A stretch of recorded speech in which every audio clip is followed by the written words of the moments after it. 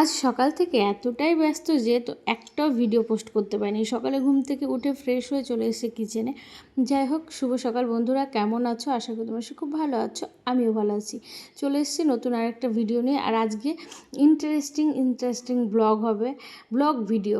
তো কন্টিনিউ ভিডিওগুলো দেখে যাবে আর সঙ্গে থাকবে। তো সকাল সকাল আজকে টিফিনে হচ্ছে গোলা রুটি। তোমরা কে কে গোলা রুটিগুলো খাও অবশ্যই কমেন্টে বলবে।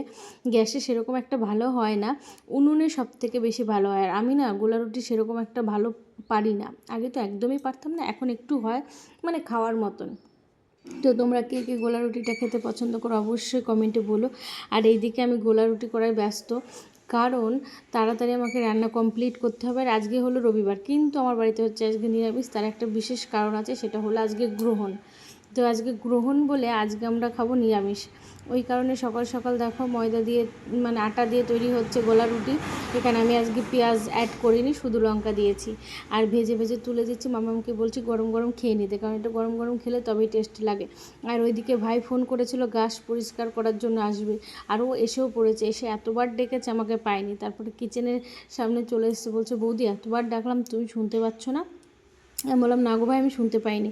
তারপরে এসে প্রথমে যেটা কাজ ছিল মালবেরি গাছটার ডালটা কেটে ফেলা, কারণ কোনো গাছে পোকা ধরেনি, কিন্তু মালবেরি গাছটা তো পোকা ধরেছে। ভাইকে বলছে আগে গাছটাকে কাটো, এটা প্রচণ্ড পোকা হয়েছে, আর এটার থেকে সারা গাছে ছেয়ে যাবে। তো ওকে আমি বললাম তুমি কাজগুলো কন্টিনিউ করতে থাকো, আমি এদিকে তো রান্না বসেছি, একদিকে রান্না করছি একদিকে ওর কাছে আসছে। আমি বলছি রান্নাগুলো এদিক থেকে সেরে আমি তারপরে তোমার এখানে এসে তোমার হাতে হাতে কাজগুলো করে দেবো। বলছে ঠিক আছে বৌদি, তুমি ওই পাশে রান্না করো গিয়ে, আর আমি আস্তে আস্তে এই কাজগুলো করতে থাকি। তো ওকে আমি বলেছি আগের ডালপালাগুলো ছেটে নাও। এই কদিন বৃষ্টিতে একদম বনের জঙ্গলের মতন হয়ে গেছে, আর এতটা বন জঙ্গলের মতন হয়ে গেছে ভয় লাগছিল। অলরেডি ঘরের মধ্যে একবার সাপ ঢুকে গেছে, আর এতটা বন জঙ্গল দেখে আরও ভয় লাগছে, কারণ আমার মেয়ে যখন তখন মেঝোতে শুয়ে পড়ে, বাচ্চা মানুষ, যে আবার কোন পোকামাকড় ঢুকে যাবে। আর ওকে যে ডেকেছি এর আগে, ওকে যে আর ফোন করেছি, ও তখন ব্যস্ত ছিল। আর তার থেকেও বড় কথা, টানা বৃষ্টি হচ্ছিল, তখন যে ডাকবো তার উপায় ছিল না, কারণ সার দিতে হবে, ওষুধ দিতে হবে।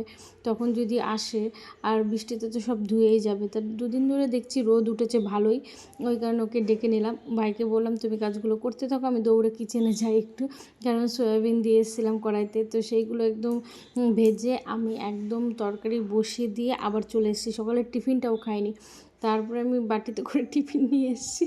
তো আমি খাচ্ছিলাম গোলা রুটি আর আলু দিয়ে বরবটি ভাজা দিয়ে। তো দেখা হচ্ছে নেক্সট ভিডিওতে, ভাই কী করছে সেটা দেখা।